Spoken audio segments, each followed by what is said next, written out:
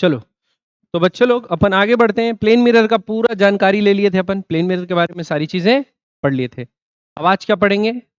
Spherical mirrors. ठीक है, तो कुछ चीजें टेंथ की हैं वो रिवाइज करनी है शुरू में, उसके बाद आगे पढ़ना है। जो टेंथ में पढ़े थे वही है बेसिक, कुछ चेंज नहीं होगा ज्यादा।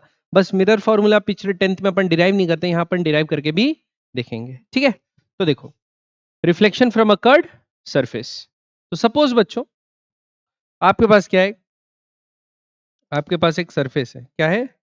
सरफेस। वो कुछ ऐसी, ठीक, वो कुछ क्या है, ऐसी। तो आप ये देख सकते हैं कि ये सारी सरफेस कैसी, स्पेरिकल है। कैसी सरफेस? स्पेरिकल। इस सरफेस का क्या होगा, एक सेंटर होगा, ये सेंटर हो गया, और सेंटर से सरकमफेरेंस की दूरी को क्या बोलते हैं? रेडियस। अब अगर मैं क्या करूं बच्चों, इससे छोटा सा पार्ट एक काट के अलग कर लूं। छोटा सा पार्ट क्या किया, काट के अलग कर लूं।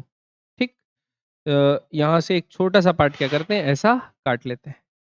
ठीक है, छोटा सा पार्ट क्या किए, काट लिए। दिख ही नहीं रहा ना कटा हुआ, अब कटेगा। अब देखो, अब दिख रहा है। तो इसे छोटा सा पार्ट क्या कर लिए, काट लिए, काट के सेपरेट कर लिए।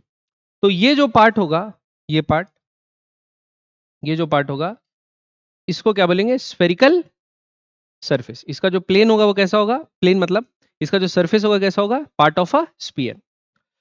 अब अगर मैं क्या करूं, इसको इस साइड पॉलिश कर दूं सिल्वर, ताकि इस तरफ क्या हो, लाइट आर पार मत हो, ट्रांसमिट मत हो, और ये साइड को रखूं प्लेन। ठीक, तो इसको बोलूंगा मैं क्या, कॉनकेव मिरर। क्या बोलूंगा इसको मैं, कॉनकेव मिरर। अगर सेम इसी पार्ट को लूं मैं, और अब ये अंदर वाला पार्ट पेंट कर दूं ये, तो अब इसकी जो रिफ्लेक्टिंग सरफेस होगी वो आउटवर्ड कर्व्ड हो जाएगी। तो इसको मैं बोलूंगा क्या, कॉन्वेक्स मिरर। ठीक है, तो अब हम लोग को ये देखना है कि कॉनकेव मिरर और कॉन्वेक्स मिरर से रिफ्लेक्शन कैसे होता है। अभी तक प्लेन मिरर से देखें, अब कैसे देखेंगे कॉनकेव और कॉन्वेक्स मिरर से क्या होता है। तो कॉनकेव और कॉन्वेक्स मिरर क्या होते हैं, वो होते हैं part of a spherical surface. अगर इनवर्ड सरफेस जो अंदर घूमी हुई है, घुसी हुई, धसी हुई है, इनवर्ड है, वो सरफेस अगर रिफ्लेक्ट करिए तो कॉनकेव, और अगर उभरी हुई सरफेस रिफ्लेक्ट करिए तो कॉन्वेक्स। ठीक है, तो इसके बारे में हम लोग को पढ़ना है। तो सबसे पहले क्या देखते हैं, सबसे पहले कॉनकेव और कॉन्वेक्स सरफेस का वो देखते हैं, some important terms, some important terms. ठीक है, तो सपोज ये एक स्फेरिकल सरफेस है, ये कॉनकेव बना देता हूं मैं इसे, है ना, और ये बन गया क्या आपका, एक लाइन। अभी कुछ किसी को डिफाइन नहीं किया हूं मैं। ये स्फेरिकल सरफेस है, तो स्फेरिकल सरफेस का कहीं ना कहीं एक सेंटर होगा कि नहीं होगा बच्चों, कहीं ना कहीं क्या होगा, सेंटर होगा। तो उसका सेंटर को मैं बोलूंगा बच्चों, सेंटर ऑफ कर्वेचर। क्या बोलूंगा, सेंटर ऑफ कर्वेचर। भाई पार्ट ऑफ स्फीयर है, तो ये जो सरफेस बनी हुई है उसका जो सेंटर होगा उसको क्या बोलेंगे, सेंटर ऑफ कर्वेचर।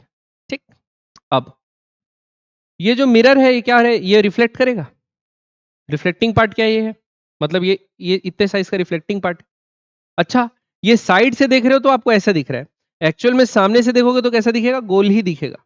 सामने से देखोगे तो क्या दिखेगा, गोल। क्योंकि देखो आप सपोज घर में तरबूज वगैरह काटे हो, ठीक, तो तरबूज काट रहे हो तो आप क्या कर लो, इस पार्ट को काट दो।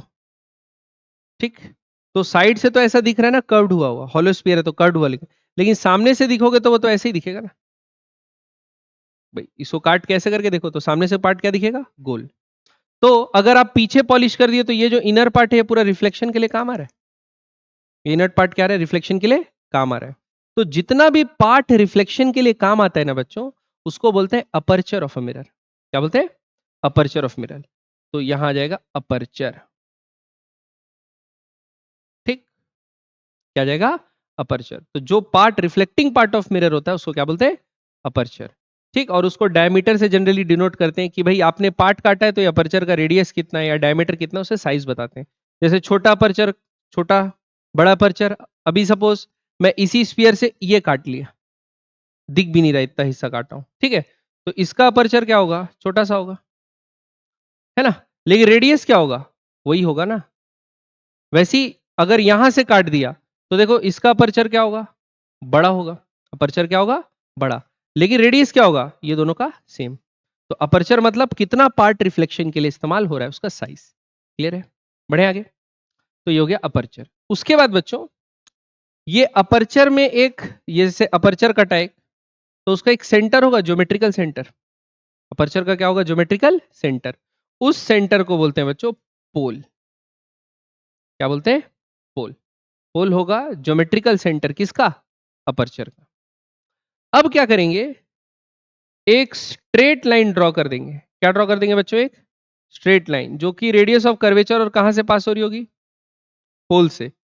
इस लाइन को बोलेंगे क्या, प्रिंसिपल एक्सिस। क्या बोलेंगे, प्रिंसिपल एक्सिस। ठीक, तो ये हो गए बच्चों मेन पार्ट्स। क्या हो गए, main parts.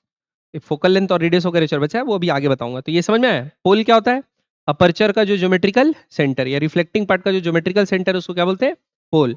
Centre of curvature क्या होता है, वो पॉइंट जो स्पेरिकल सरफेस का सेंटर है। यानी ये जो स्पेरिकल रिफ्लेक्टिंग सरफेस है वो किसी ना किसी एक बड़े से स्पीयर का हिस्सा रही होगी, तो उस स्पीयर का सेंटर जो होगा वो होगा स्पेरिकल का सेंटर ऑफ कर्वेचर, इस मिरर का। ठीक है, और प्रिंसिपल एक्सिस क्या होता है, ऐसी लाइन जो पास हो रही है सेंटर ऑफ कर्वेचर और पोल से। एक स्ट्रेट लाइन जो पास हो रही है उसको क्या बोलते हैं, प्रिंसिपल एक्सिस। और जो रिफ्लेक्टिंग पार्ट ऑफ मिरर होता है उसको क्या बोलते हैं, अपर्चर। क्लियर है बात।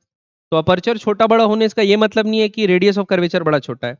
अपर्चर छोटा बड़ा होने का मतलब ये है कि मिरर का जो रिफ्लेक्शन साइज है वो छोटा है या बड़ा है, यानी अपना मिरर कितना छोटा है या मिरर कितना बड़ा है।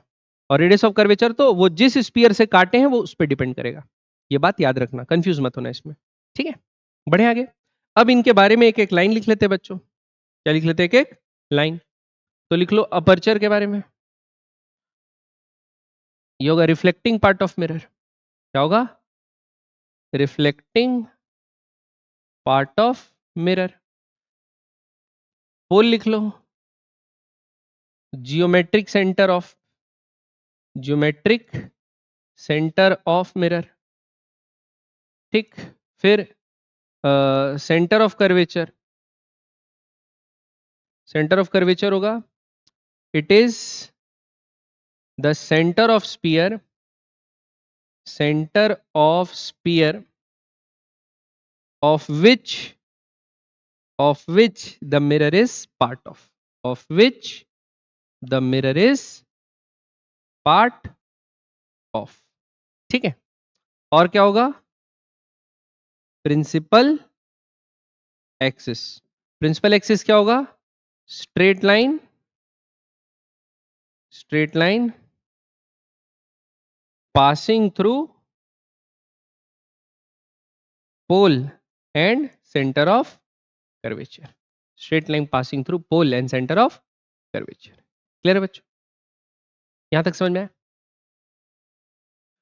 ठीक, अगला डेफिनेशन, अगला डेफिनेशन है बच्चों प्रिंसिपल फोकस। लिख लो, क्या लिख लो, प्रिंसिपल फोकस। अब यहां से क्या है, डेफिनेशन थोड़ा बदलने लगेगी। मैं दो टाइप के मिरर आप लोगों को बताया, एक था कॉनकेव मिरर और दूसरा मिरर कौन सा था, कॉन्वेक्स मिरर। तो कॉनकेव मिरर के लिए और कॉन्वेक्स मिरर के लिए फोकल लेंथ की डेफिनेशन चेंज हो जाती है। ठीक है, तो देखो मैं इस तरफ क्या बना रहा हूं, एक कॉनकेव मिरर बना रहा हूं, और इस तरफ क्या बना रहा हूं, एक कॉन्वेक्स मिरर बना रहा हूं। अभी बना नहीं है, अब बन गया। शेड कर देते हैं एक तरफ, ये बन गया कॉनकेव और ये बन गया कॉन्वेक्स। ठीक है, बाकी सारे पॉइंट इसमें मार्क कर देते हैं। सपोज ये पोल है और ये आपका सेंटर ऑफ कर्वेचर है। ठीक, और इससे पास होने वाली क्या बना लेते हैं, एक स्ट्रेट लाइन। ये बन गई आपकी प्रिंसिपल एक्सिस। ठीक है, ये समझ में आया। अब देखो पहले कॉनकेव मिरर के लिए, इसके लिए कॉनकेव मिरर के लिए एनी रे, कैसी रे, एनी रे जो कि प्रिंसिपल एक्सिस के पैरेलल हो। क्या हो, any ray which is parallel to principal axis, reflection के बाद प्रिंसिपल एक्सिस को एक पॉइंट पे इंटरसेक्ट करेगी।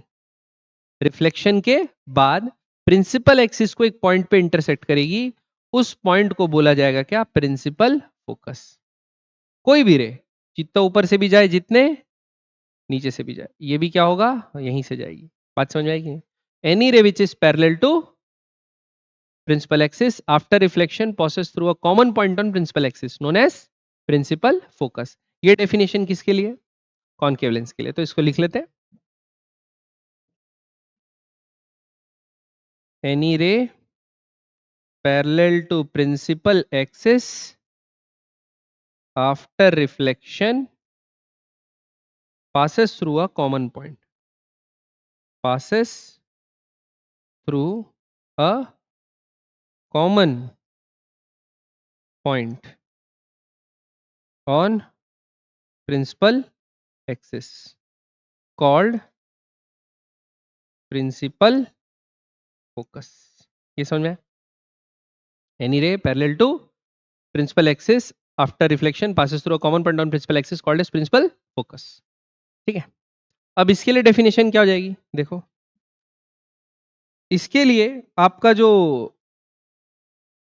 फोकस और रेडियस ऑफ कर्वेचर होगा वो इस तरफ होगा ना, पोल तो यही होगा। रेडियस ऑफ कर्वेचर किधर होता है? इधर। सेंटर ऑफ कर्वेचर किधर होता है? उस तरफ होता है।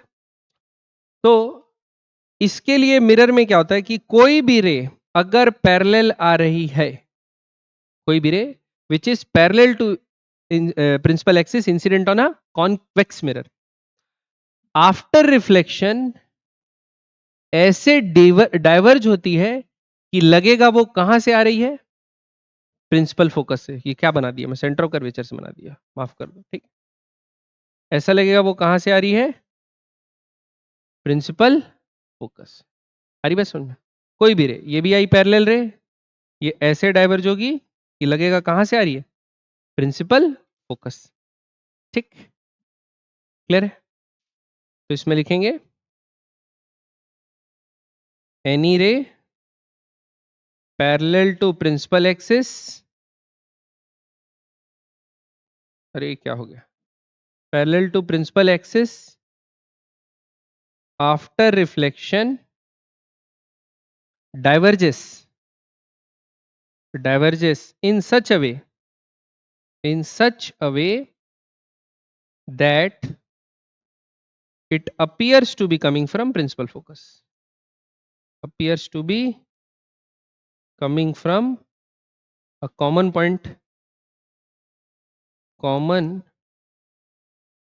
on principal axis called principal focus। ठीक है, तो ये डेफिनेशन दोनों के लिए अलग अलग है बच्चों। प्रिंसिपल एक्सिस इसके लिए, कॉनकेव मिरर के लिए अलग है, कॉनकेव के लिए अलग है, और कॉन्वेक्स के लिए अलग है। क्लियर है? अब आपको एक दूरी दिख रही होगी किससे किसके बीच में? एक दूरी तो दिख रही होगी पोल और फोकल लेंथ के बीच में, फोकल प्रिंसिपल फोकस के बीच में, और एक सेंटर ऑफ कर्वेचर और पोल के बीच में। तो इस डिस्टेंस को बोलते हैं बच्चों फोकल लेंथ। क्या बोलते हैं? फोकल लेंथ है क्या? डिस्टेंस बिटवीन पोल और focal point, principal focal point. और इस लेंथ को बोलते हैं, सेंटर ऑफ कर्वेचर और पोल की बीच की दूरी को बोलते हैं radius of curvature, radius of curvature. ये समझ में आएगी नहीं आया? ठीक है, तो ये चीज याद रखेंगे, ये दो डिस्टेंसेस याद रखेंगे, रेडियस ऑफ कर्वेचर और पोल। ठीक है बच्चों, आगे बढ़े, यहां तक क्लियर है? ठीक है, अब ये सब वही चीज 10th की पढ़ रहे हैं, इसलिए जल्दी जल्दी बता दे रहा हूं, पहले से पढ़ चुके अपन तो जानते ही हैं। चलिए अब, अरे बाप रे, रुको, लिखो एजम्पशन। क्या लिखे बच्चों? एजम्पशन। ये चैप्टर को जब हम लोग पढ़ रहे हैं ना, तो बच्चों हम लोग एक एजम्पशन लेके चलेंगे। एजम्पशन क्या लेके चलेंगे? पैरेलैक्स रेस का। किसका? Paraxial rays. क्या बोलते हैं बच्चों? Paraxial rays. क्या होती है paraxial rays? Rays are closed to principal axis. ऐसी रे जो प्रिंसिपल एक्सिस के एकदम पास है। क्लियर है? क्योंकि क्या होता है बच्चों, अगर हम लोग एक स्फेरिकल मिरर लेंगे, यानी इसका जो वो है क्या लिखेंगे, इसकी ट्रेजेक्ट्री लिखेंगे तो स्फीयर की आएगी, ठीक है। तो स्फेरिकल अगर मिरर ले रहे हैं, ये प्रिंसिपल एक्सिस हो गया। अभी तो मैं ये बताया कि कोई भी रे अगर पैरेलल हो तो कहां से पास होती है, फोकस से पास होती है। कहां से पास होती है, फोकस से। लेकिन आप जितना ऊपर जाते जाएंगे ना, तो ये पॉइंट थोड़ा सा मैश हो जाएगा, मतलब ये पॉइंट कॉमन नहीं रहेगा कि पास वाली रे तो इस पॉइंट से फोकस हो जा रही है, लेकिन ऊपर वाली रे क्या होगी, थोड़ा पहले या थोड़ा बाद में ऐसे निकल जा रही है। वैसे ही नीचे वाली भी रे क्या हो जा रही है, थोड़ा पीछे। ऊपर वाली रे क्या, थोड़ा और पीछे। एकदम पास वाली फोकस से पास हो रही है। आ रही बात समझ में, आ रही बात समझ में। तो एग्जैक्ट फोकस से पास नहीं होती रेस, ठीक। और जो पास है, एकदम पास है, वही रे जो होती है वो फोकस से क्या होती है, पास होती है। तो हम लोग जो भी रे डायग्राम बनाएंगे, बनाएंगे तो ऊपर से एकदम बनाएंगे रे डायग्राम ऊपर से, लेकिन एज्यूम करके चलना है कि ये सारी रेस क्या है, पैरेक्शियल रेस। बात समझ में आएगी नहीं? तो हमेशा एजम्पशन क्या करना है, पैरेक्शियल रेस। तो अगर ये स्पेरिकल सरफेस है ना, तो हमको ऊपर वाली रेस कभी फोकस पे मीट करते नहीं दिखेंगी, ये पीछे मीट करते हुए दिखेंगी, ठीक है। इसके लिए हम लोग को मिरर को क्या कन्वर्ट करना पड़ेगा, मिरर को पैराबोलिक बनाना पड़ेगा। मिरर को कैसा बनाना पड़ेगा बच्चों, पैराबोलिक। और पैराबोलिक मिरर में फिर क्या होता है, कितने भी ऊपर से रे आए, कितने भी नीचे से आए, वो फिर एक कॉमन पॉइंट पे ही मीट करती है। क्लियर है? लेकिन पैराबोलिक मिरर को बनाना थोड़ा महंगा पड़ता है, तो हम लोग उसको यूज नहीं करते। जनरली किसका इस्तेमाल करते हैं, स्फेरिकल मिरर। क्योंकि आप गौर करेंगे कि सपोज अगर मैं एक वो लिया, क्या ये पैराबोला है, पैराबोला का इक्वेशन, ठीक। तो अगर मैं यहां पर एक सर्कल बना दिया है, देखो ऐसा, तो आप देख रहे हो दूर में जाके तो ये दोनों का इक्वेशन या ट्रेजेक्ट्री बिगड़ जा रही है, लेकिन एकदम छोटे से उसके लिए तो ये क्या है, दोनों का जो ट्रेजेक्ट्री है सेम है कि नहीं है। तो हम लोग बड़े रेडियस ऑफ कर्वेचर का क्या लेते हैं, मिरर लेते हैं। कि रेडियस ऑफ कर्वेचर उसका क्या है, बहुत बड़ा। तो जो छोटा सा पार्ट काटते हैं ना, वो पैराबोला को ही रिसेंबल करता है। पैराबोला का जो बेस बनता है उसी को वो रिसेंबल करता है, स्पीयर भी। दोनों एक दूसरे के साथ गवर्न करते हैं, मतलब पता है ना, बहुत बड़े का छोटा सा साइज लोगे तो उसके कारण। तो फिर स्पेरिकल मिरर पैराबोलिक मिरर जैसे ही काम करेगा, लेकिन फिर भी रेस कैसी मानना है, हमेशा पैरेक्शियल। क्योंकि अगर स्पेरिकल मिरर ले लियो तो हर पैरेलल रे फोकस से पास नहीं होती, जैसा प्रिंसिपल एक्सिस से दूर जाते जाओगे वो फोकस से दूर हटते जाएगी। क्लियर बात? तो इसलिए हम लोग पैरेक्शियल रेस का एजम्पशन रखते हैं। ऐसी रेस, सारी रेस जो रे डायग्राम में यूज हो रही है बनाने में, are paraxial in nature. Clear है बच्चों? बढ़े आगे। अब लिखिए relationship between R and F. क्या लिख रहा हूं भाई, relationship between R and F. ये आर है बच्चों क्या, रेडियस ऑफ कर्वेचर, और ये एफ क्या है बच्चों, फोकल लेंथ। ठीक है, फोकल लेंथ और रेडियस ऑफ कर्वेचर के बीच में रिलेशनशिप देख रहे हैं, ठीक है। तो सबसे पहले क्या करते हैं बच्चों, सबसे पहले एक मिरर बना लेते हैं। कॉनकेव के लिए मैं डिराइव कर रहा हूं बच्चों, लेकिन क्या है, आप सबके लिए सेम मान सकते हैं। वो ये रिलेशनशिप कॉनकेव के लिए भी सही है और कॉन्वेक्स के लिए भी सही है, तो घबराने की बात नहीं है। तो देखो, सबसे पहले मैं क्या किया, ये बनाया पोल और ये बना दिया सी। अब एक पैरेलल रेल आया बच्चों ऐसी, और ये टकराने के बाद कहां से पास हुई, फोकस से। तो अभी रे को कहां, ऊपर से ले गया हूं एकदम, लेकिन मानना है कि ये रे कैसी है, पैरेक्शियल रेस। मानना ही है ये रे कैसी है, पैरेक्शियल रेस। क्लियर? अब देखो, मैं क्या करता हूं, एक लाइन बनाता हूं बच्चों, सेंटर ऑफ कर्वेचर से ये पॉइंट पे बना सकता हूं, कोई है रोकने वाला मेरे को? एंगल ऑफ इंसिडेंस क्या होता है, डेफिनेशन क्या है, angle between incident ray and normal at the point of incidence. तो ये इंसिडेंट रे है, और देखो सेंटर ऑफ कर्वेचर मतलब ये रेडियस हुआ कि नहीं हुआ, रेडियस। और अगर सरफेस यहां पर ऐसी होगी तो रेडियस और टेंजेंट में कैसा एंगल बनता है, तो मतलब सेंटर ऑफ कर्वेचर से पॉइंट ऑफ इंसिडेंस पे मैं लाइन खींचूंगा, तो मतलब वही नॉर्मल है, वही क्या है, नॉर्मल है। तो ये एंगल क्या हो गया, थीटा, एंगल ऑफ इंसिडेंस। तो ये एंगल कितना होगा, थीटा, एंगल ऑफ इंसिडेंस बराबर एंगल ऑफ रिफ्लेक्शन। ये बात समझ में आई कि नहीं, पक्का? और ये रे मैं क्या मानो, ये फोकस से पास हो रही है, मतलब ये रे पैरेलल किसके, प्रिंसिपल एक्सिस के क्या है, पैरेलल है। तो ये पैरेलल और ये ट्रांसवर्सल, तो ये भी कितना होगा? थीटा। तो ये कितना होगा? 2 थीटा। क्या होगा बच्चों? 2 थीटा। ये समझ में आया कि नहीं है? पक्का?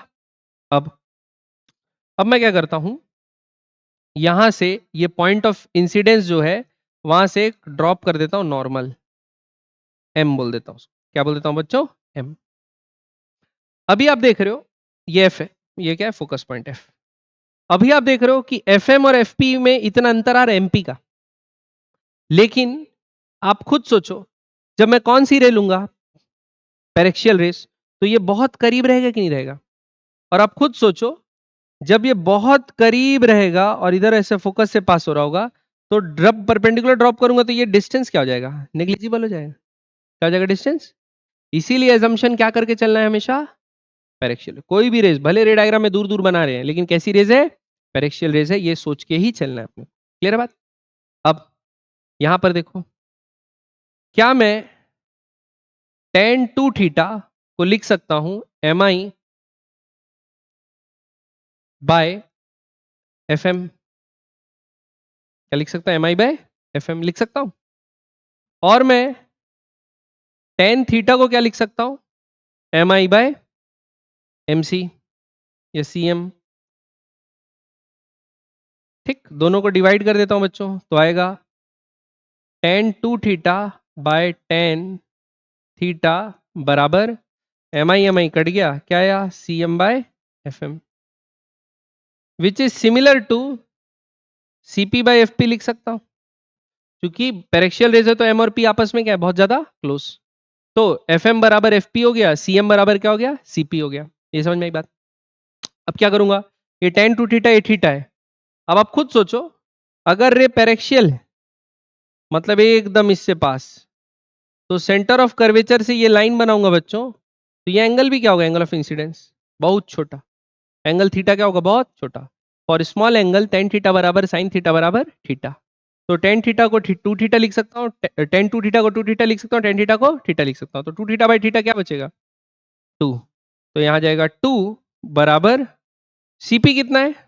Radius of curvature. एफपी कितना है?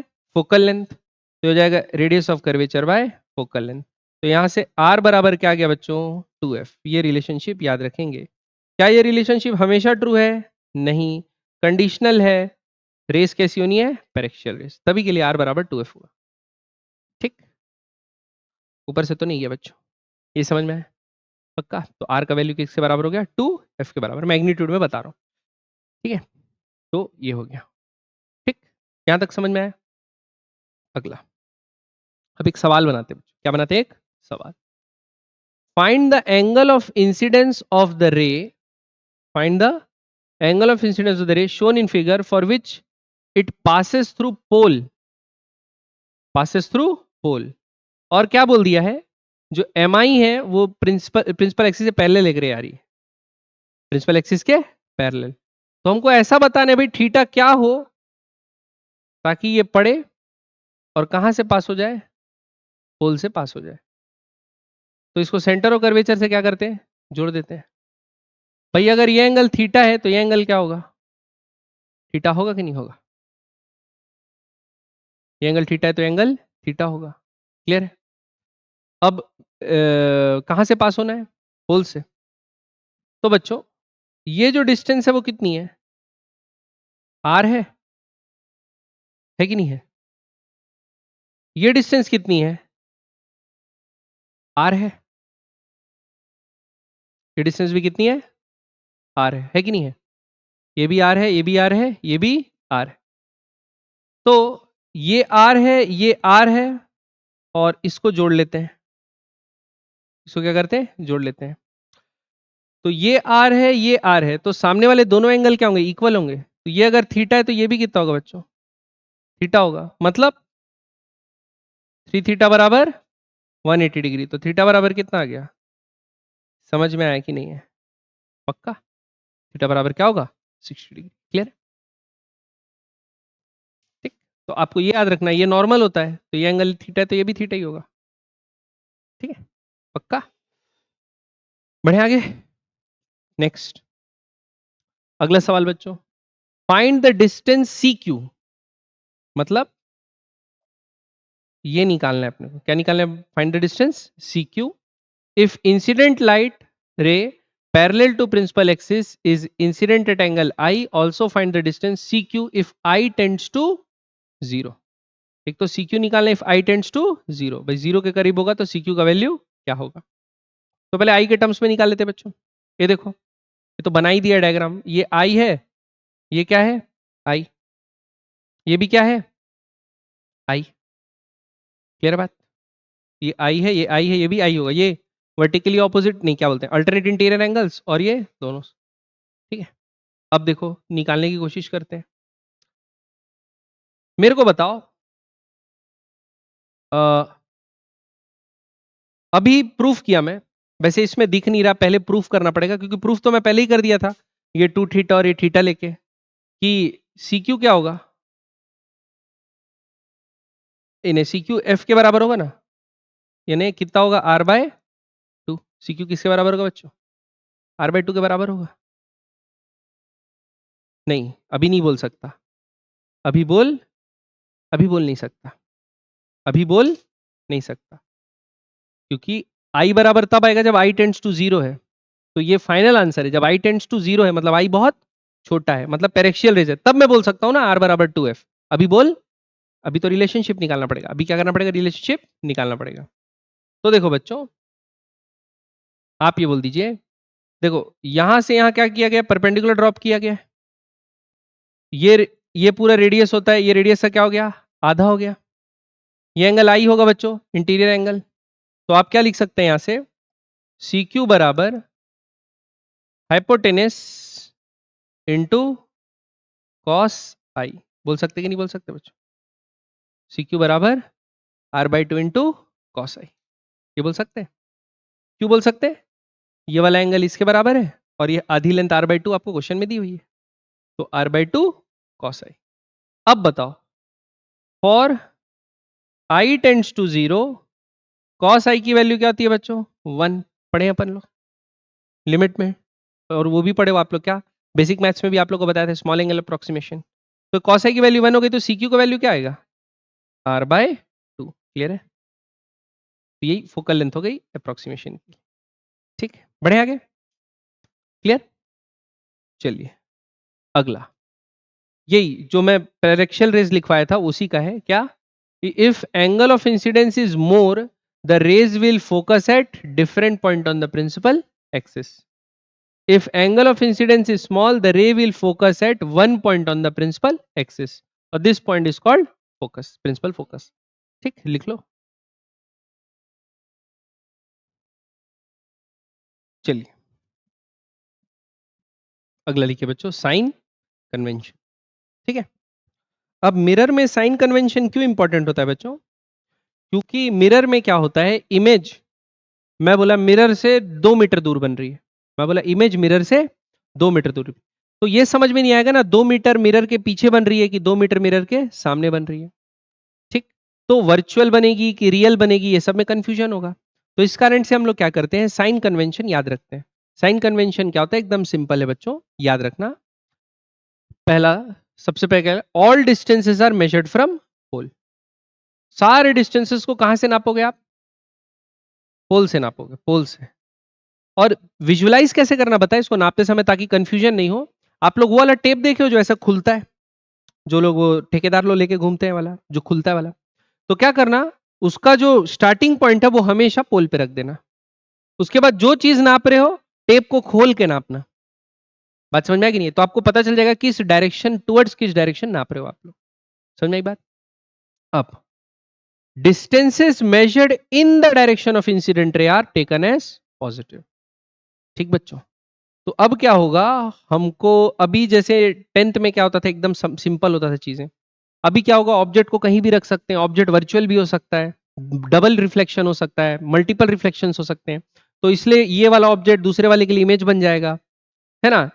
ये वाला इमेज मतलब दूसरे वाले के लिए क्या बन जाएगा, ऑब्जेक्ट। तो फिर अपन कंफ्यूज हो जाएंगे कि इसका क्या लें, इंसिडेंट रे का डायरेक्शन लें कि रिफ्लेक्टेड रे बोले। ये रिफ्लेक्टेड रे तो दूसरे के लिए इंसिडेंट रे हो जाएगी, तो लेफ्ट को कभी पॉजिटिव कभी राइट, ऐसे में कंफ्यूजन चलेगा। बात समझ में आएगी नहीं। तो इसीलिए आप एक रिफ्लेक्शन एट अ टाइम देखेंगे। ठीक, आपका एक ऑब्जेक्ट होगा और आपका एक मिरर होगा, और ऑब्जेक्ट से मिरर की तरफ जो जाता है उसको इंसिडेंट रे बोलते हैं। ठीक, अब वो वर्चुअल है कुछ है उससे नहीं मतलब, ऑब्जेक्ट से इमेज की तरफ क्या जा रहा है, ऑब्जेक्ट से मिरर की तरफ क्या जा रहा है, एक रे जा रहा है। बात समझ में आई कि नहीं? ऑब्जेक्ट से मिरर की तरफ एक रे जा रहा है, वो इंसिडेंट रे। आप जो भी डिस्टेंस उस इंसिडेंट रे के तरफ नापोगे, इसलिए मैं बोला एक टेप एज्यूम करना, तो पोल पे रखते हुए अगर उस इंसिडेंट रे के तरफ नापोगे तो उसको क्या बोलोगे, पॉजिटिव। उल्टा नापोगे तो नेगेटिव। समझ में आई बात? ठीक, तो यही है, distance is measured in the direction opposite to that of incident ray are taken as negative. ठीक, और above principal axis positive, below principal axis negative, ये भी आप याद रखना। प्रिंसिपल एक्सिस के ऊपर पॉजिटिव, प्रिंसिपल एक्सिस के नीचे नेगेटिव। ठीक है, तो अगर आप ये दो बातें ध्यान दोगे, बाकी बाकी तो इजी है, ये दो बातें बस ध्यान दोगे कि पॉजिटिव नेगेटिव मेरा लेफ्ट और राइट नहीं है, अब पॉजिटिव नेगेटिव मेरा है क्या, कि इंसिडेंट रे किस तरफ जा रहा है। ठीक है, ये बात याद रखें। ठीक, अब कई बार आपका रे नहीं रहेगा, खाली क्या रहेगा, इंसिडेंट एक रे आता हुआ दिखेगा, मिरर से टकरा के रिफ्लेक्ट हो गया दिखेगा। तो ये याद रखना, angle measured from the normal in anti clockwise direction, मतलब आप क्या करोगे, मिरर पे पॉइंट ऑफ इंसिडेंस पे क्या बना लोगे, नॉर्मल। और नॉर्मल से अगर एंटी क्लॉकवाइज में नाप रहे हैं बच्चों, नॉर्मल से कैसा नाप रहे हैं, एंटी क्लॉकवाइज, तो वो पॉजिटिव, और क्लॉकवाइज नाप रहे तो नेगेटिव। ठीक, ये वैसे क्लॉकवाइज लिख दिया हूं, तो ये नेगेटिव होगा और ये क्या होगा, पॉजिटिव। ठीक है, तो ये पॉजिटिव होगा और ये, तो अगर क्या क्या से नाप रहे हो आप, नॉर्मल से नापोगे, नॉर्मल से नापोगे क्लॉकवाइज डायरेक्शन में नेगेटिव, एंटी क्लॉकवाइज में पॉजिटिव। जैसे ट्रिग्नोमेट्री में भी देखे थे बच्चों, एक्सिस से थीटा एंटी क्लॉकवाइज प्लस होता था और क्लॉकवाइज माइनस होता था। ठीक है, बढ़े आगे, चलिए अगला। अब आते हैं बच्चों किस पे, सीधे इस पे आ गए अपन, रे डायग्राम। चलिए अब लिखिए रूल्स फॉर ड्राइंग रे डायग्राम। मतलब ऑब्जेक्ट अब मिरर के सामने रखेंगे, कॉनकेव और कॉन्वेक्स, और उससे इमेज कहाँ का बनेगा ये अपने को देखना है। तो सबसे पहले क्या लिखते हैं, रूल्स। ये भी हम लोग छोटी क्लास में पढ़ेंगे बच्चों। ठीक है, तो दो रूल लिखना, एक लिखना कॉनकेव के लिए अलग और एक लिखना कॉन्वेक्स के लिए अलग। ठीक है, तो देखो सबसे पहले मैं बनाता हूं इधर कॉनकेव मिरर। ठीक, तो पहला रूल बच्चों, जो भी रे प्रिंसिपल एक्सिस के पैरेलल है, रिफ्लेक्शन के बाद कहां से पास होगा, फोकस से पास होगा। रिफ्लेक्शन के बाद कहां से पास होगा, फोकस से। ये है रूल नंबर 1। ठीक, इसका कन्वर्स भी ट्रू है। इसका कोई भी रे अगर फोकस से पास हो रहा है, रिफ्लेक्शन के बाद क्या हो जाएगा, पैरेलल। तो ये सेकंड वाला क्या है, फर्स्ट वाले का कन्वर्स। ठीक, अगर कोई रे पैरेलल है तो पढ़ के कहां से पास होगा, प्रिंसिपल फोकस से, और कोई रे प्रिंसिपल फोकस से पास हो रहा है तो पढ़ के क्या हो जाएगा, पैरेलल। ठीक है, तीसरा, कोई रे अगर सेंटर ऑफ कर्वेचर से पास होता है तो वो पढ़ने के बाद अपने पाथ को क्या कर लेगा, रिट्रेस। ये तीसरा है, कोई भी रे अगर सेंटर ऑफ कर्वेचर से पास हो रहा है तो पढ़ के वो क्या करेगा, अपने पाथ को रिट्रेस। ठीक, ठीक, अब लास्ट, अगर कोई भी रे एक पर्टिकुलर थीटा एंगल बनाते हुए ऑब्लिकली पोल पे गिर रहा है तो वो उतना ही एंगल बनाते हुए क्या हो जाएगा, रिफ्लेक्ट। ये रूल है क्या, चौथा। थीटा एंगल बनाते हुए गिर रहा है किससे, प्रिंसिपल एक्सिस से पोल पे, तो उतने एंगल बनाते हुए क्या हो जाएगा, रिफ्लेक्ट। ठीक, तो ये चार रूल, ये भी 10th क्लास में अपन पढ़ते हैं बच्चों। ये हो गए चार रूल। तो पैरेलल वाला प्रिंसिपल एक्सिस से पास हो, प्रिंसिपल फोकस से पास होगा, प्रिंसिपल फोकस से पास होने वाला पढ़ के पैरेलल हो जाएगा, सेंटर ऑफ कर्वेचर के साथ पास होने वाला वापस अपने पाथ को रिट्रेस कर लेगा, और जो ऑब्लिकली थीटा एंगल से पोल पे गिरा है वो थीटा एंगल से रिफ्लेक्ट हो जाएगा। कॉन्वेक्स के लिए ये सारी चीजें अलग रहेंगी। ये कॉन्वेक्स के लिए सारी चीजें अलग रहेंगी बच्चों। कॉन्वेक्स के लिए सारी चीजें क्या रहेंगी, तो पहला रूल इसका ये लिखते हैं, कोई भी रे अगर पैरेलल आएगा प्रिंसिपल एक्सिस के तो वो ऐसे डाइवर्ज होगा कि लगेगा कहां से आ रहा है, फोकस से आ रहा है। तो ये हो गया रूल नंबर 1, ये हो गया रूल नंबर 1। कोई भी रे अगर फोकस पे गिरने वाला है, कोई भी रे अगर फोकस पे गिरने वाला है, मिरर पे ऐसे जा रहा है कि मिरर नहीं होता ना तो उसके फोकस पे गिर जाता, तो वो पढ़ने के बाद क्या हो जाएगा, पैरेलल। ये समझ में आया? तो ये कन्वर्स हो गया पहले वाले का। Any ray which is parallel diverges in such a way that it appears to be coming from focus, any ray which passes through focus diverges parallel to principal axis. Clear बात? ये हो गया 2 rule.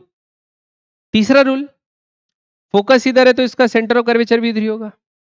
अब कोई रे ऐसा है कि it is directed towards centre of curvature, कोई रे है ऐसा कि वो अगर मिरर नहीं होता तो कहां पे गिरेगा, सेंटर ऑफ कर्वेचर पे। वो पढ़ने के बाद कहां चले जाएगा, वापस। पढ़ने के बाद कहां चले जाएगा, वापस। Any ray which is directed towards centre of curvature after reflection traces its path back.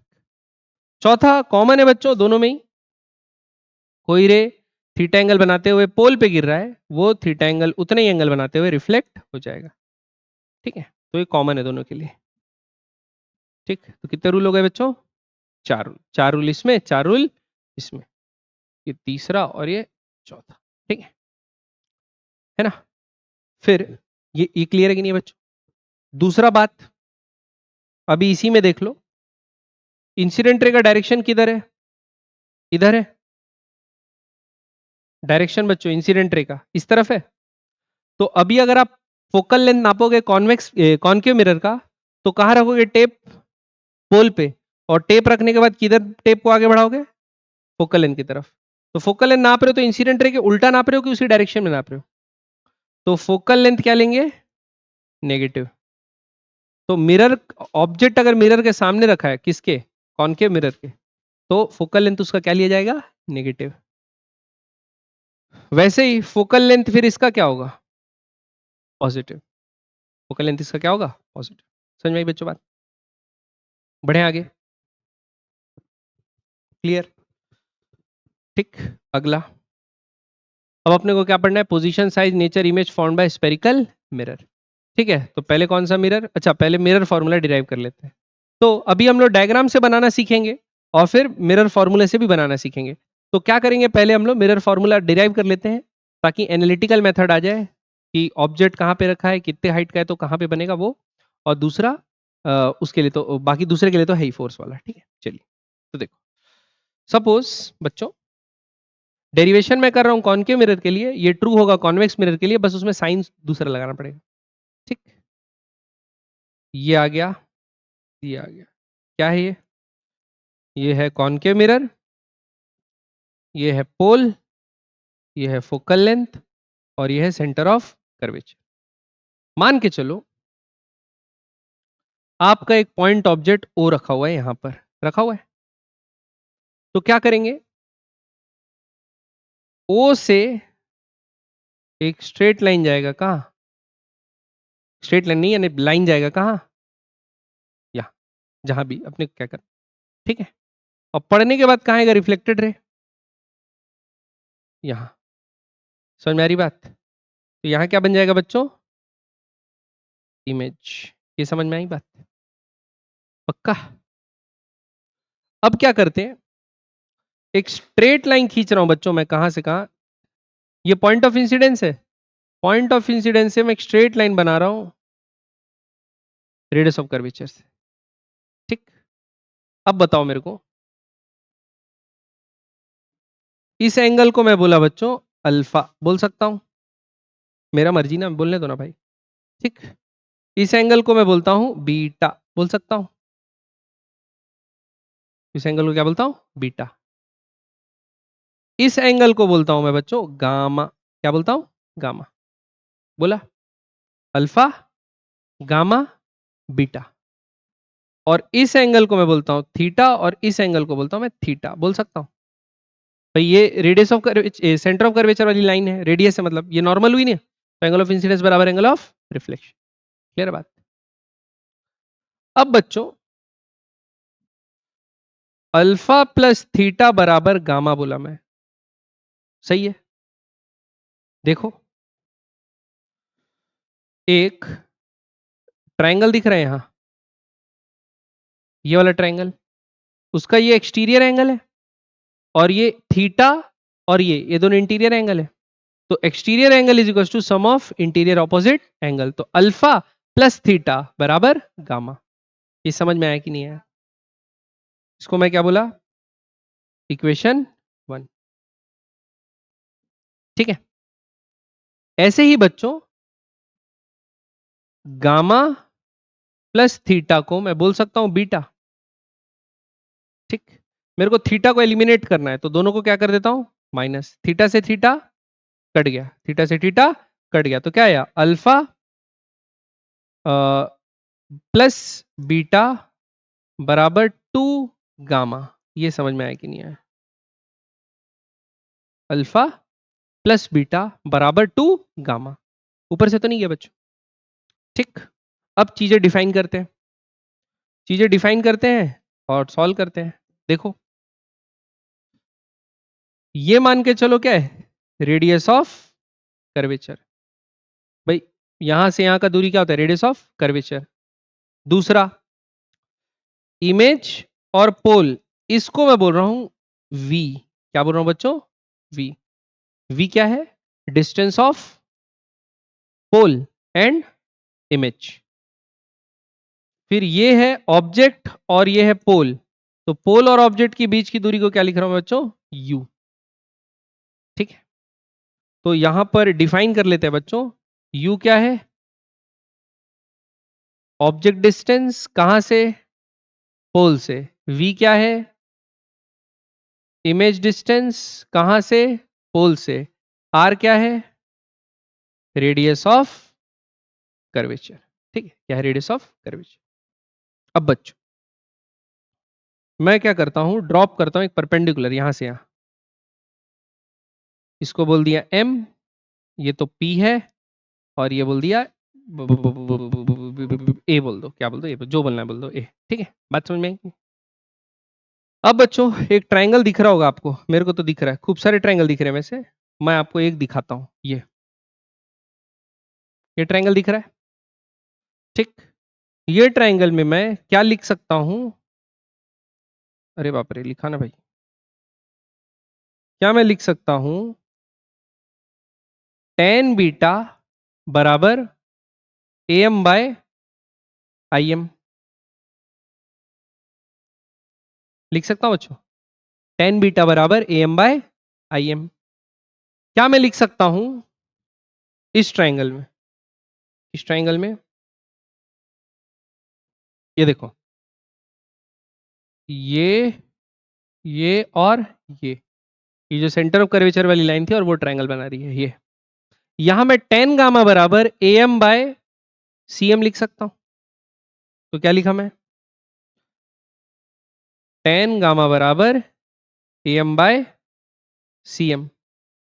और इस ट्रायंगल में ये और ये, इस ट्रायंगल में, ये ट्रायंगल में क्या लिख सकता हूं? tan अल्फा बराबर am बाय om लिख सकता हूं। तो लिखा tan अल्फा बराबर am बाय om। क्या एजम्पशन चल रहा है बच्चों आजकल? हाँ, सारी रेस पैरेक्शियल रेस, तो ये बहुत करीब रहेगी, एम पी एक दोनों आपस में पास पास रहेंगे, तो एम और पी लगभग सेम पॉइंट हो गए, और सारे एंगल अल्फा बीटा गामा क्या होंगे? बहुत ही छोटे। तो टेन बीटा को क्या लिख सकता हूं बच्चों? बीटा। टेन अल्फा को क्या लिख सकता हूं बच्चों? गामा। टेन अल्फा को क्या लिख सकता हूं बच्चों? अल्फा। ठीक है, लिख दिया, गामा की जगह म्यू लिख दिया। ठीक है, अब सब्स्टिट्यूट कर देते हैं यहां पर वैल्यू, सब्स्टिट्यूट कर देते हैं। तो अल्फा की जगह क्या लिखूंगा बच्चों? am by O M. तो अल्फा की जगह क्या लिखा? am by O M plus beta. Beta की जगह क्या लिखूंगा बच्चों? am by I M. am by I M बराबर, लास्ट में क्या है? लास्ट में क्या है? गामा। कहाँ है? गामा। तो गामा टू गामा, तो गामा की जगह क्या लिखूंगा? am by C M. तो क्या लिखते हैं? Two AM by CM। AM का क्या हो गया, हिसाब किताब हो गया। अब इसको लिख सकता हूं 1 बाय OP प्लस 0 नहीं, सॉरी, 1 बाय IP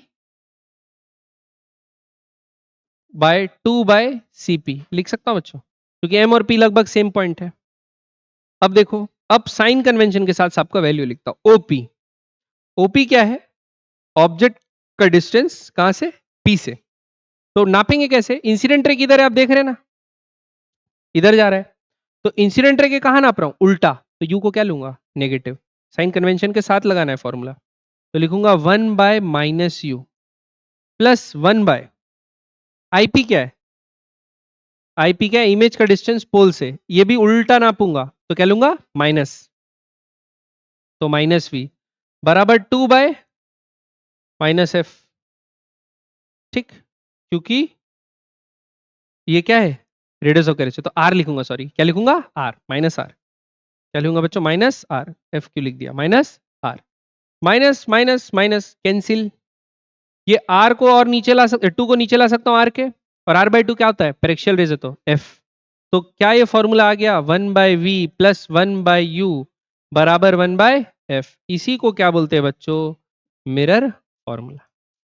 ये फॉर्मूला डिराइव करते समय मैं साइन का इस्तेमाल किया हूं, तो ये फॉर्मूला जो है वो क्या है, साइन सेंसिटिव, क्या है बच्चों, साइन सेंसिटिव।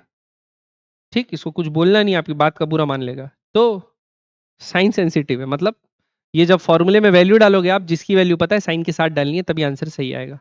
पक्का समझ में आ रहा है कि नहीं आ रहा है, ठीक, क्लियर है, ऊपर से गया।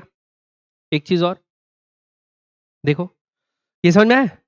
अगला, अगला क्या है इसी में, मैग्निफिकेशन। अच्छा, जो पिछला फॉर्मूला डिराइव करे वो दोनों के लिए ट्रू है, किसके लिए, कॉनकेव के लिए भी और कॉन्वेक्स के लिए। अब ये दूसरा, सपोज ये कॉनकेव मिरर है बच्चों, ये है ऐसा। अभी मैं तो पॉइंट ऑब्जेक्ट के लिए बनाया था ताकि मिरर से डिस्टेंस पता चल सके। सपोज मैं एक एक्सटेंडेड ऑब्जेक्ट बना रहा हूं, ये, ठीक, एक्सटेंडेड ऑब्जेक्ट बना रहा हूं ये। तो बच्चों, पोल पे इससे जो इंसिडेंट रे गिरेगी थीटा एंगल पे, वो थीटा एंगल से ही क्या होगी, रिफ्लेक्ट होगी। अब सपोज इमेज का ये पोजीशन है, तो यहां बनेगी, बनेगी बच्चों। क्या ये दोनों ट्राइंगल सिमिलर है, सिमिलर सॉरी, ये और ये दोनों आपस में सिमिलर है बच्चों। कैसे, सेम सेम 90-90, दो एंगल सेम तो सिमिलर हो गए। तो बीपीटी पीटी टीपीटी लिख सकता हूं मैं, क्या लिख सकता हूं, बेसिक प्रोपोर्शनैलिटी थ्योरम। तो सपोज बेसिक प्रोपोर्शनैलिटी थ्योरम लिख सकता हूं। तो अब देखो, प्लेन मिरर में जितना बड़ा ऑब्जेक्ट रहता था उतना ही बड़ा क्या बनता था, इमेज। ये बात हमको पता है कि नहीं पता है। लेकिन इसमें क्या होता है, जो ऑब्जेक्ट का हाइट है जरूरी नहीं कि इमेज का हाइट भी उतना ही हो, छोटा भी हो सकता है, बड़ा भी हो सकता है और बराबर भी हो सकता है। तो इस टर्म को बताने के लिए बच्चों हम लोग पढ़ते हैं मैग्निफिकेशन। और कैसा मैग्निफिकेशन, लेटरल मैग्निफिकेशन। लेटरल मतलब प्रिंसिपल एक्सिस के परपेंडिकुलर। ठीक, तो मान के चलो हमारा लेटरल मैग्निफिकेशन, जिसको स्मॉल एम से डिनोट करते हैं, उसको ऐसा डिराइव करते हैं। बताओ, ऑब्जेक्ट का हाइट चेंज होगा कि इमेज का, इमेज का। ऑब्जेक्ट का तो वही हाइट रहेगा ना जो एक्चुअल में है, अगर रियल ऑब्जेक्ट है तो ऑब्जेक्ट का हाइट क्या रहेगा, वही। तो इमेज का हाइट क्या होगा, चेंज। तो जो चीज चेंज नहीं होती उसको नीचे रखते हैं कि नहीं रखते, तो ऊपर क्या रख दो, एच आई। तो ratio of height of image to the height of object क्या होगा आपका, lateral magnification. The ratio of height of image to the height of object क्या होगा बच्चों, लेटरल मैग्निफिकेशन। यूनिटलेस क्वांटिटी होगा, विच इज इक्वल्स टू, देखो इसका हाइट एच ओ, इसका हाइट एच आई, इस वाले ट्राइंगल का लेंथ, ये ऑब्जेक्ट का डिस्टेंस है u, इसका लेंथ v, दिख रहा है। तो मैं क्या लिख सकता हूं बच्चों, H I by H O बराबर v बाय u। लेकिन अभी कंप्लीट नहीं हुआ है बच्चों, हाइट कहां है, ऊपर है कि नीचे है? तो क्या लिखेंगे, माइनस, एच ओ ऊपर है तो क्या लिखेंगे, प्लस, u और v दोनों क्या है, माइनस माइनस। तो ये कट गया इससे और ये बची गया, तो HI/HO which is equals to magnification क्या होता है बच्चों, -V/U। किसके लिए, ऊपर से तो नहीं है पक्का, लेटरल मैग्निफिकेशन मतलब परपेंडिकुलर एक्सिस से पैरेलल, तो इसके लिए मैग्निफिकेशन के लिए फॉर्मूला क्या होगा, HI/HO which is equals to -V/U। ये फॉर्मूला भी साइन सेंसिटिव है, सबका साइन डाला मैं, फिर लिखा लो, तो ये फॉर्मूला भी साइन सेंसिटिव है, तो याद रखना साइन के साथ अपने को यूज करना है। समझ में ऐसा क्यों होता है, तो अगर आपको यू वी पता है तो भी मैग्निफिकेशन निकाल सकते हो, HI/HO है वो तो भी मैग्निफिकेशन निकाल सकते हो, ठीक है। अब जब इमेज फॉर्मेशन करेंगे तो और प्रॉपर्टी बताऊंगा, एम का मतलब पॉजिटिव है तो क्या है, एम का मतलब नेगेटिव है तो क्या है, ये सब भी मैं बताऊंगा, आप लोग घबराना मत, वो एक बार रे डायग्राम बना लेंगे उसके बाद पढ़ेंगे, ठीक है। यहां तक क्लियर है मैग्निफिकेशन। अच्छा देखो, मिरर फॉर्मूला हो गया आपका 1/V प्लस 1/U बराबर 1/F, और मैग्निफिकेशन कितना हो गया, -V/U। तो आप क्या कर सकते हैं, m का सब्स्टिट्यूशन करके focal length in terms of u भी निकाल सकते हैं, focal length in terms of v भी निकाल सकते हैं, निकाल सकते हैं, निकाल सकते हैं। तो बच्चों याद रखना इसको सब्स्टिट्यूट करने से f बराबर होता है mu/m-1 और f बराबर होता है v/1 - m। ये दो फॉर्मूला भी याद रखना, ये फोकल लेंथ मैग्निफिकेशन और u और फोकल लेंथ मैग्निफिकेशन और v के बीच का रिलेशनशिप, घर में डिराइव करके देख सकते हो, इन्हीं दोनों से आएगा। v की जगह -mu डाल दिए, डाल दिए, सॉल्व करके निकले, 10th क्लास में भी बताया हूं आप लोगों को, तो ठीक है। तो ये दो फॉर्मूले हैंडी हैं, आप लोग इसको इस्तेमाल कर सकते हैं, ठीक, पक्का, यहां तक क्लियर है कि नहीं है, बढ़े आगे। अब क्या करते हैं, इमेज फॉर्मेशन। तो सबसे पहले किससे करते हैं, कौन केव मिरर। रिकॉर्डिंग बंद तो नहीं हो गया भाई, चल रहे चल रहे चल रहे, ठीक है। तो क्या करते हैं, इमेज फॉर्मेशन किसके लिए बच्चों, कौन कौन केव मिरर के लिए। तो रूल्स फॉलो करने और क्या और बनाना है बच्चों, 10th क्लास में बनाए हैं, मैं जल्दी जल्दी बना देता हूं, कि बनाऊं कि नहीं भी बनाऊं, एक बार बता देता हूं जल्दी जल्दी, जनता के लिए, ऑनलाइन भी देख रही जनता है ना, तो उसके लिए बता देता हूं, ठीक है। तो देखो, ये है क्या, कॉनकेव मिरर। तो सबसे पहले क्या करना है अपने को, पोल, फोकस और सेंटर ऑफ कर्वेचर। तो पहले रे कहां से लाना है, ऑब्जेक्ट एट इंफिनिटी, ऑब्जेक्ट कहां से है बच्चों, इंफिनिटी पे, ऑब्जेक्ट इंफिनिटी पे, तो प्रिंसिपल एक्सिस कहां से पास होगी, फोकस से। तो ऑब्जेक्ट कहां पर है, इंफिनिटी पे, तो इमेज कहां बनती हुई दिख रही है, इमेज एट फोकस, इमेज क्या बन रही है, एट फोकस, बाद में इसका टेबल बनवा दूंगा, चिंता मत करो। फिर उसके बाद क्या करते हैं, ऑब्जेक्ट को ले जाते हैं कहाँ, और पास लाते हैं बच्चों, ऑब्जेक्ट को कहा लाते हैं और पास। तो ये हो गया पोल, फोकस, सेंटर। अब कहा है ऑब्जेक्ट, बियॉन्ड सी। तो एक रे जो सीधा पैरेलल जाएगा, पढ़ के कहां से पास होगा, फोकस से पास होगा। जो पोल फोकस से पड़ता है, पढ़ के पैरेलल हो जाता है, तो कहां बना बच्चों, image between C and F, ठीक। तो ऑब्जेक्ट कहां था, सी के पहले, बियॉन्ड सी, तो इमेज कहां बनी, बिटवीन सी एंड एफ, ठीक। तो जो रूल्स बच्चों पढ़े हैं बस वो रूल्स को फॉलो करना है, अपने आप हमारा रे डायग्राम बनते जाएगा, अपने आप हमारा क्या होगा, रे डायग्राम बनते जाएगा, ठीक है। अगला, ये है आपका मिरर, ये हो गया पोल, फोकस, सेंटर ऑफ कर्वेचर।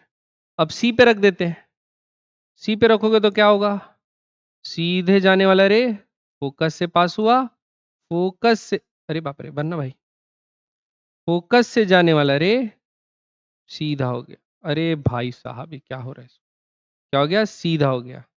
तो कहां बनेगा इमेज, सी पे ही बनेगा, कहां बनेगा इमेज बच्चों, सी पे। तो ऑब्जेक्ट अगर कहां रहता है, एट सी, तो इमेज भी कहां बनता है, एट सी, साइज भी क्या रहता है, सेम, और रियल इमेज बनती है। अच्छा रियल होगी कि वर्चुअल वो बता चुका हूं पहले ही आप लोग को जब पढ़ा रहा था प्लेन मिरर, कि अगर इंसिडेंट रे डाइवर्ज होते हुए मिरर में पड़ रहे हैं मतलब ऑब्जेक्ट इज रियल, और अगर कन्वर्ज होते हुए पड़ रहे हैं तो ऑब्जेक्ट इज वर्चुअल। अगर रिफ्लेक्टेड रे कन्वर्ज हो रहा है तो रियल, इमेज क्या है रियल, और रिफ्लेक्टेड इमेज डाइवर्ज हो रहा है तो वर्चुअल। तो यहाँ तो कन्वर्ज हो रहे हैं ना रिफ्लेक्टेड रेज, देखो ये रिफ्लेक्टेड रे और ये रिफ्लेक्टेड रे, ये दोनों आपस में क्या हो रहे हैं, कन्वर्ज हो रहे हैं, तो ये image is real.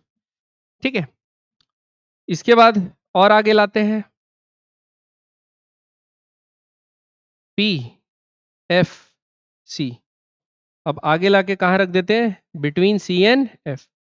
Parallel ray जाएगा पीछे, फोकस से पास होगा जाएगा पीछे, बन जाएगा इमेज बियॉन्ड सी। तो एरो बनाना मत भूलिएगा। ठीक है, तो अगर आपका क्या है बच्चों, ऑब्जेक्ट बिटवीन, ऑब्जेक्ट कहाँ था, बिटवीन सी एंड एफ, तो इमेज कहाँ बन रही है, बियॉन्ड सी। इमेज कहाँ बन रही है, बियॉन्ड सी। भाई H I by H O देखें, मैग्निफिकेशन जो देखते हैं, ऊपर हाइट ऑफ इमेज रहते हैं, नीचे हाइट ऑफ ऑब्जेक्ट रहता है, which is equals to V by U, है ना। तो v बाई यू और H I by H O, तो v के प्रोपोर्शनल क्या है एच आई और u के प्रोपोर्शनल क्या है एच ओ। तो अगर इमेज दूर बन रही है तो इमेज बड़ी होगी, ऑब्जेक्ट दूर है पोल से तो ऑब्जेक्ट बड़ा होगा, ये याद रख। ठीक है, तो अभी आप खुद देख रहे हो, ये पास है अभी इमेज, सॉरी ऑब्जेक्ट पास में है तो ऑब्जेक्ट छोटे साइज का है, इमेज दूर में है तो इमेज बड़े साइज की है। ठीक है, बढ़े आगे। अगला, अगला कहां पर रखेंगे अब, फोकस। अगला कहां रखते हैं बच्चों, पोल फोकस सेंटर। तो देखो एक रे जो पैरेलल है पढ़ के कहां से जाएगा, फोकस से।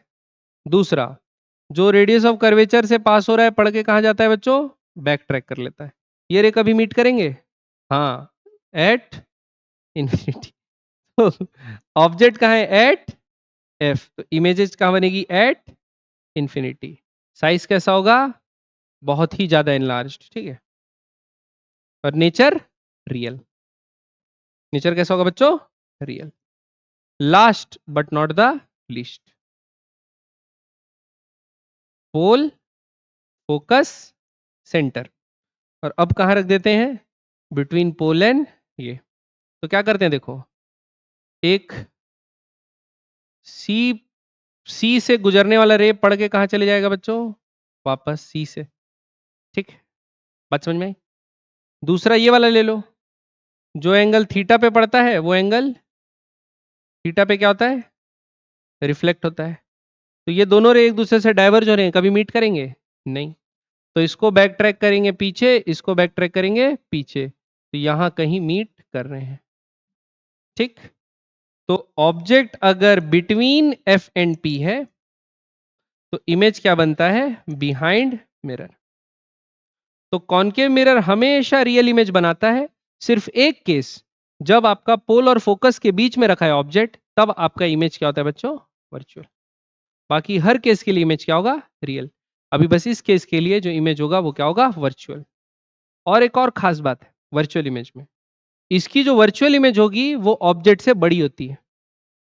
तो H I by H O करोगे तो उसका जो वैल्यू है वो क्या आएगा, बड़ा, बड़ा आएगा 1 से, और पॉजिटिव भी आएगा, क्यों, इरेक्ट है ना, जैसा ही है वैसे ही है। तो H I by H O करेंगे, दोनों का same plus plus plus plus sign रखेगा तो पॉजिटिव आएगा। तो अगर मैग्निफिकेशन पॉजिटिव है और 1 से बड़ा है, मतलब वो वर्चुअल इमेज कौन बना रहा है, कॉन्वेक्स, कॉनकेव मिरर। क्लियर है बात, तो समझ में आया रे डायग्राम। तो ये 6 रे डायग्राम आपको याद रखने हैं। इन्फिनिटी का फोकस पे रियल, बियॉन्ड सी का between C and F real, यहाँ पे ऑब्जेक्ट बड़ा इमेज छोटी, सी का सी पे size same real, between F and C का बियॉन्ड सी, इसमें ऑब्जेक्ट छोटा इमेज बड़ा, फिर एफ का इंफिनिटी पे ऑब्जेक्ट छोटा इमेज बड़ा, फिर कहा बिटवीन एफ एंड पी में behind the mirror virtual image बड़ा साइज का। ठीक है, क्लियर है। अगला बनाते हैं बच्चों क्या, कन्वेक्स मिरर। क्या बनाते हैं, कॉन्वेक्स मिरर। इसके दो ही बनते हैं बच्चों, इसके कितने रे डायग्राम बनते हैं, दो। तो सपोज इंफिनिटी पे ऑब्जेक्ट रखा है, तो ये आया, ये आया, तो ये क्या है, एफ, ये पढ़ के डाइवर्ज हो गया, ऐसे लग रहा है, ये पढ़ के डाइवर्ज हो गया, लग रहा है यहां से आ रहा है। तो ये रे तो कभी हमेशा डाइवर्ज होते हैं बच्चों, रे इससे रे क्या होते हैं, हमेशा डाइवर्ज। तो कभी ये रियल वर्ल्ड में फोकस कर पाएगा, हमेशा रिफ्लेक्टेड रे एक दूसरे से दूर जाते हैं। तो ये ऑलवेज वर्चुअल इमेज बनाता है। तो इन्फिनिटी पे ऑब्जेक्ट, तो इमेज बनेगी बिहाइंड मिरर, पॉइंट साइज की बिहाइंड मिरर, वर्चुअल बनेगी बिहाइंड मिरर। क्लियर? वर्चुअल बनेगी बिहाइंड मिरर, और कहां पे? At F. वर्चुअल इमेज बनेगी एट एफ। ठीक, समझ आया बच्चों? अब लास्ट, कहीं पर भी है, कहीं पर भी है मतलब सामने में, मिरर के सामने कहीं भी रख दो, मिरर के सामने कहीं भी रख दो। तो ये रख देते हैं, यहां पर रख दिए, कहीं भी बोलने से यहां रख दिए। तो ये बनेगा एफ और ये बनेगा सी। तो बच्चों बनाते हैं। अगर कोई सी रे which is directed towards F, कोई भी ray which is diverted towards F, पढ़ के क्या होती है? पढ़ के क्या होती है बच्चों? पैरेलल। पढ़ के क्या होती है बच्चों? पैरेलल। तो इसको बैक ट्रैक करेंगे तो ऐसे आएगी। ठीक है? कोई भी ray which is direct towards centre of curvature, कोई भी ray which is directed towards centre of curvature, पढ़ के कहां चली जाती है बच्चों? वापिस। तो देखो, ये पढ़ के सीधा पीछे चले गए, ये पढ़ के इधर चले गए, तो ये दोनों कभी मीट करेंगी? तो इसको क्या करेंगे बच्चों? Back track. तो दोनों यहां पे मीट कर रहे हैं, तो क्या बनेगी ये? Virtual image. तो वर्चुअल इमेज जो इसकी बन रही है वो हमेशा छोटे साइज की होती है, डिमिनिश्ड होती है। ठीक है? तो m का वैल्यू अगर प्लस आ रहा है मतलब वर्चुअल, m का वैल्यू पॉजिटिव आ रहा है मतलब वर्चुअल, और मैग्नीट्यूड जो है 1 से छोटा है मतलब ये पक्का कौन बनाया होगा? और बराबर आ गया तो वर्चुअल इमेज, और बराबर साइज का तो प्लेन मिरर। ठीक? ठीक, समझ में आई बात? ऊपर से तो नहीं गया? क्लियर है यहां तक? तो ये हो गया बच्चों इमेज फॉर्मेशन।